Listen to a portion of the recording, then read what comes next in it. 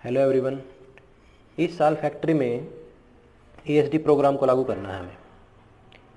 ये जो ESD programme है ये IEC 61340 के अकॉर्डिंग होगा। अब हम डिस्कस करते हैं ईएसडी प्रोग्राम के बारे में।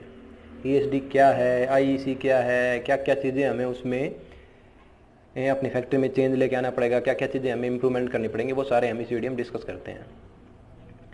IEC क्या है? IEC है इंटरनेशनल इलेक्ट्रोटेक्निकल कमीशन। इसको 1906 में बनाया गया था। तकरीबन 86 देश इसको फॉलो करते हैं आज के टाइम में। ये जो है इलेक्ट्रिकल या इलेक्ट्रॉनिक या फिर उससे रिलेटेड जो कंपनी है उनके लिए जो स्टैंडर्ड है उनको प्रिपेयर करता है और उनको लागू करवाता है, उनको पब्लिश करता है। इसके जो स्टैंडर्ड की रेंज है वो है 60000 से 79999 तक।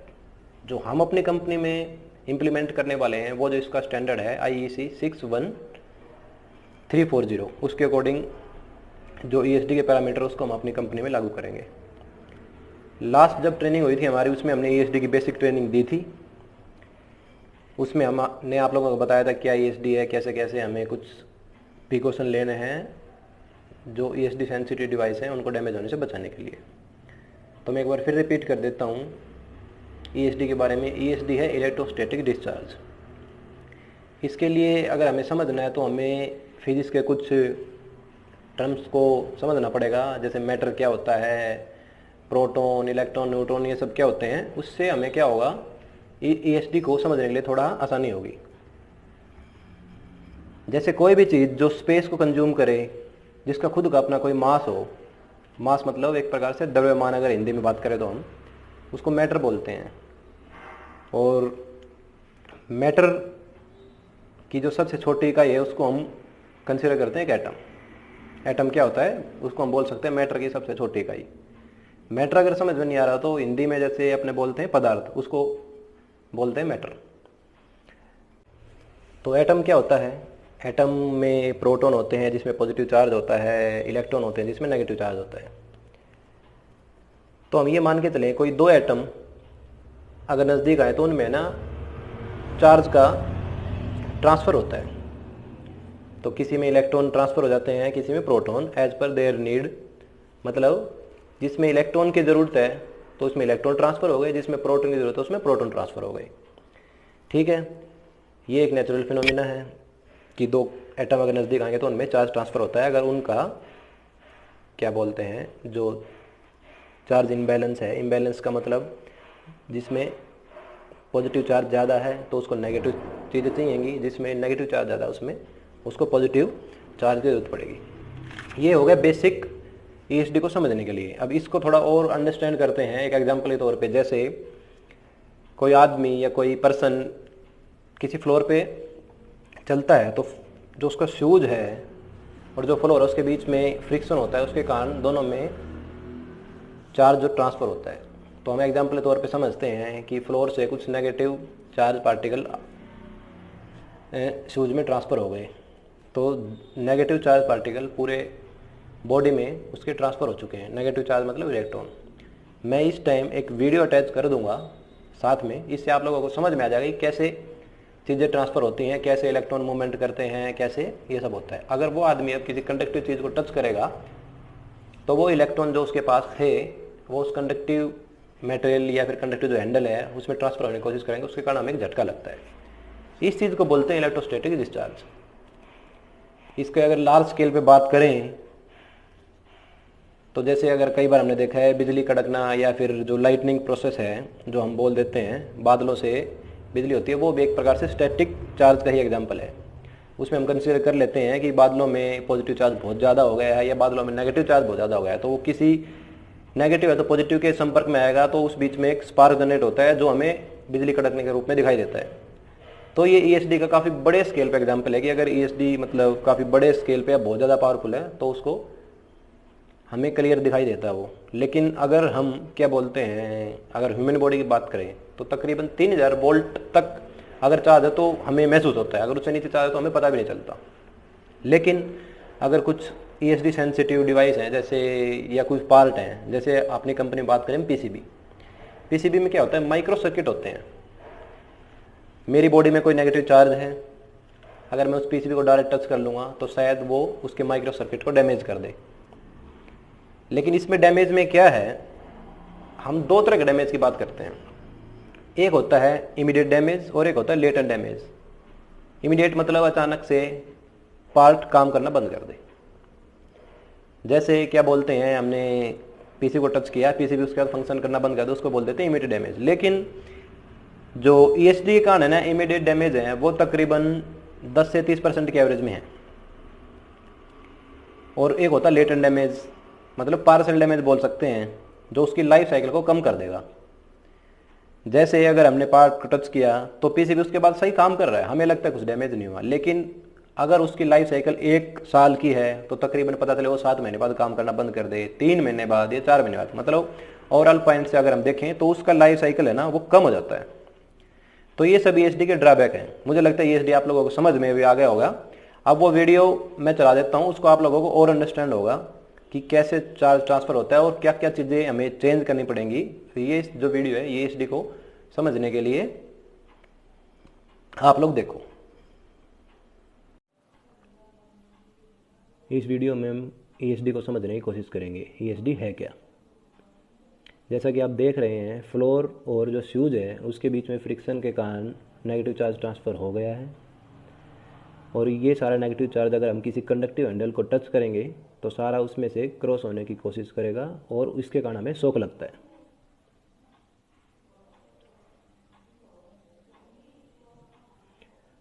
अगर हम किसी पीसीबी को टच करें तो वो पूरी पीसीबी को डैमेज कर सकता है या उसकी लाइफ साइकिल को कम कर सकता है। पीसीबी को डैमेज होने से बचाने के लिए हमें पीसीबी या कोई भी ईएसडी सेंसिटिव पार्ट है उसको ईएसडी सेफ जोन में हैंडल करना चाहिए।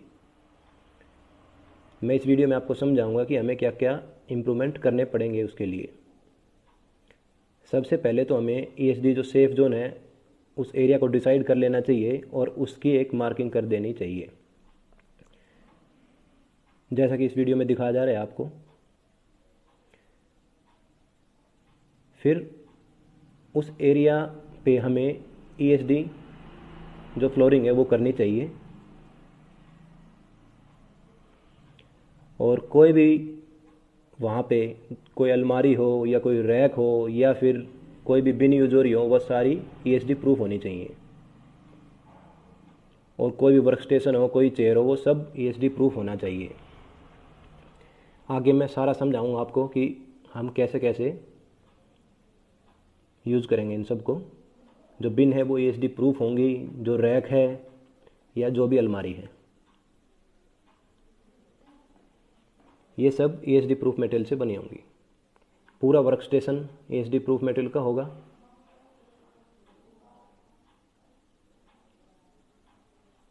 और हमें प्रॉपर ग्राउंडिंग करनी पड़ेगी ईएसडी वर्क स्टेशन की।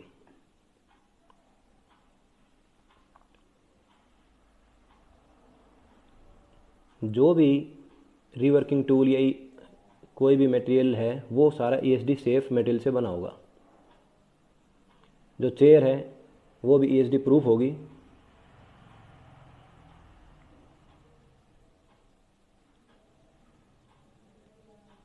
ईएसडी फ्लोरिंग का मैं पहले बता चुका हूँ आप लोगों को, हमें उस एरिया में ईएसडी फ्लोरिंग करनी है।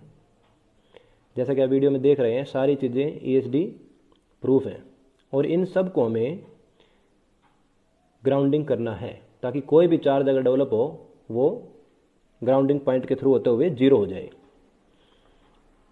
ईएसडी एरिया के बाहर हमें ईएसडी रिस्ट स्टेप और फुटवेयर टेस्टर लगाना है, उस पर हमें डेली चेक करना है, रिस्ट स्ट्रैप को भी और फुटवेयर को भी। एक पैर उठाकर हम इंश्योर कर सकते हैं कि रीडिंग सही से हो रही है नहीं सही हो रही है। उसके बाद ही हमें ईएसडी एरिया में एंटर करना है। जो रिस्ट स्टेप की कोड है उसको ग्राउंडिंग पॉइंट से कनेक्ट कर देना है। उसके बाद ही कोई भी रिवर्क या हमें नॉर्मल काम वो करना है। जैसा कि आप देख रहे हो अगर कोई चार्ज डेवलप होगा वो ग्राउंडिंग पॉइंट के थ्रू होते हुए जीरो हो जाएगा।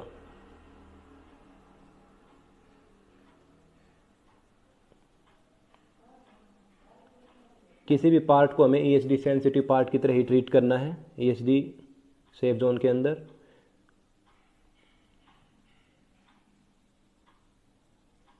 और उसको ईएसडी सेफ कंटेनर में यूज़ करना है या फिर ईएसडी बिन में या फिर जो ईएसडी पैकिंग है उसके अंदर ही। हमें रेगुलर ईएसडी इंस्पेक्शन करनी है, इन सब की एक चेकलिस्ट होगी। आप लोगों ने वीडियो देख ली, मुझे लगता है आप लोगों को काफ़ी कुछ आसानी हुई होगी ईएसडी को समझने के लिए, ईएसडी क्या क्या है और उसका क्या क्या इम्पैक्ट होता है और क्या क्या चीज़ें हमें उसमें अपने वर्किंग एनवायरनमेंट में चेंज करनी पड़ेंगी।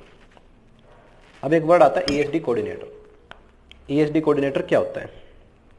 तो बेसिकली ईएसडी कोऑर्डिनेटर एक पर्सन को बोलते हैं जिसको फैक्ट्री डिनोट करती है ईएसडी स्टैंडर्ड को लागू करने के लिए। ईएसडी रिलेटेड आपको कोई क्वेरी हो आप उससे पूछ सकते हैं। डिफरेंट ईएसडी के रिगार्डिंग जो कंपनी में चेंज होंगे वो ईएसडी कोऑर्डिनेटर की रिस्पॉन्सिबिलिटी होती है। ईएसडी कोऑर्डिनेटर डिफरेंट ऑडिट करता है, चेक सीट फॉलो करवाता है, या फिर जो चीज़ें हमें इम्प्रूवमेंट करनी है ईएसडी स्टैंडर्ड को लागू करने के लिए वो सब ईएसडी कोऑर्डिनेटर की रिस्पॉन्सिबिलिटी होती है।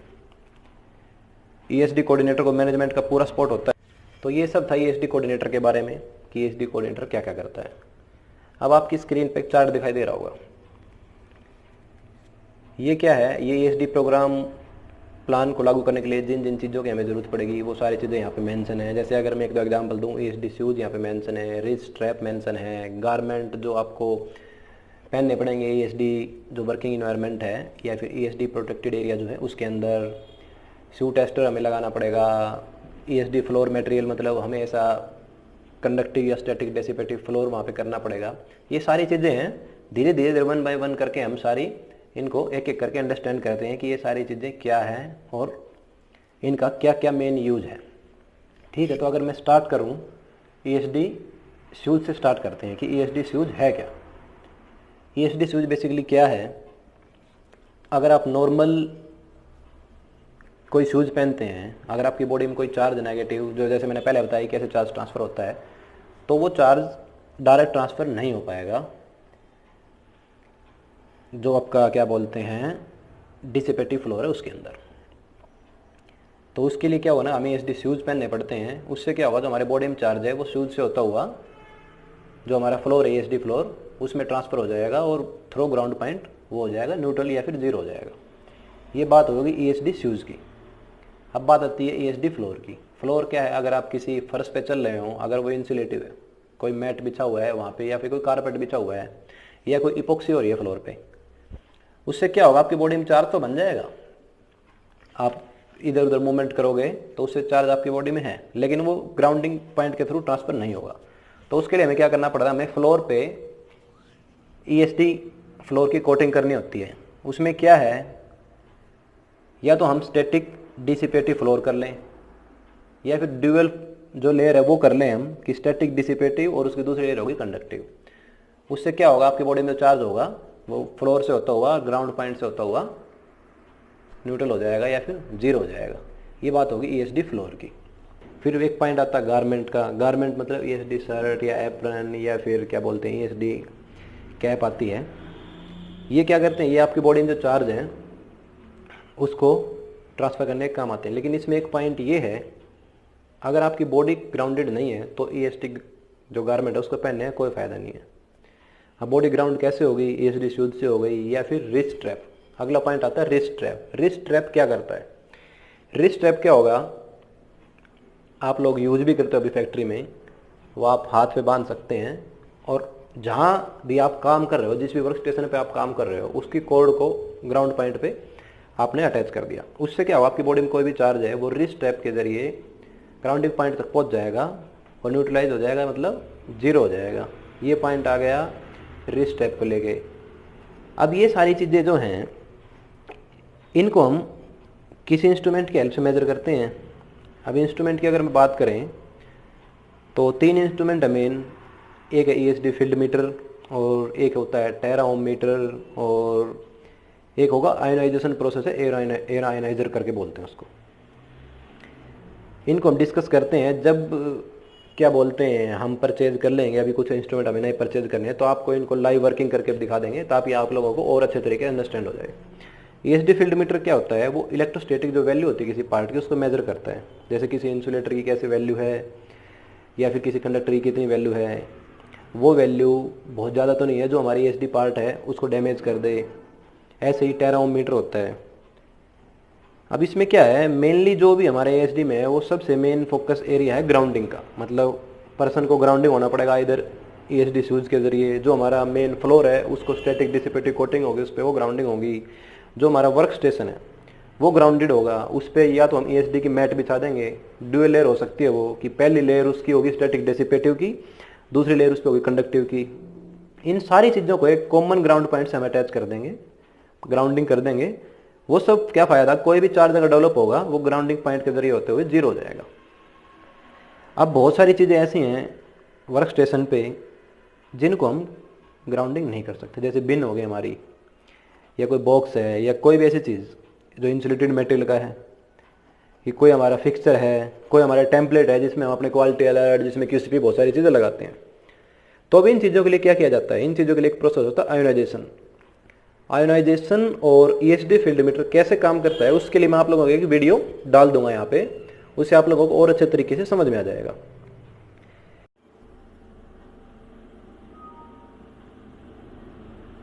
आपके सामने ESD फील्ड मीटर रखा है अभी। हमारे पास दो तरह के मटेरियल हैं, एक इंसुलेटिव और एक है कंडक्टिव। अगर हम दोनों को आपस में रब करते हैं तो दोनों में चार्ज ट्रांसफ़र होता है। इंसुलेटिव मटेरियल का चार्ज ज़्यादा है और कंडक्टिव मटेरियल का कम है। अगर हम दोनों को ESD मैट पर रखते हैं तो हम देखते हैं कि जो इंसुलेटिव मटेरियल है उसका चार्ज ज़ीरो नहीं हुआ है और कंडक्टिव मटेरियल का चार्ज ज़ीरो हो गया है।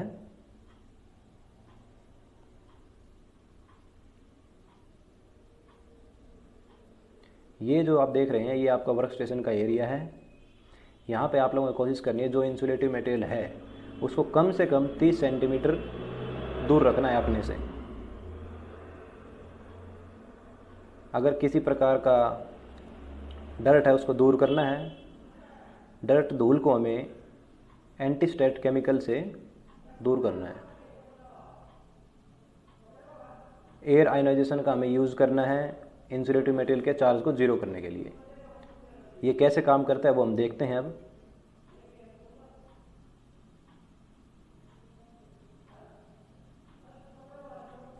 अगर हम दोनों मटेरियल को आपस में रब करेंगे, कंडक्टिव और इंसुलेटिव को, इंसुलेटिव के को अगर हम आयोनाइजर के सामने रखेंगे और उसके बाद अगर हम फील्ड मीटर से चेक करेंगे तो हम देखेंगे आयोनाइजर के कारण इंसुलेटिव मटेरियल का चार्ज जीरो हो चुका है।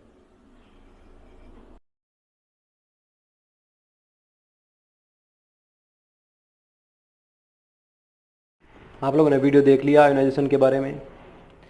अब ये सारी चीज़ें हमने लागू कर दी, तो उसके बाद हमें क्या करना है। जैसे हमने गारमेंट भी पहन लिया, हमने ESD मैट भी लगा दिया वर्क स्टेशन पे, हमने शूज़ भी डाल लिए।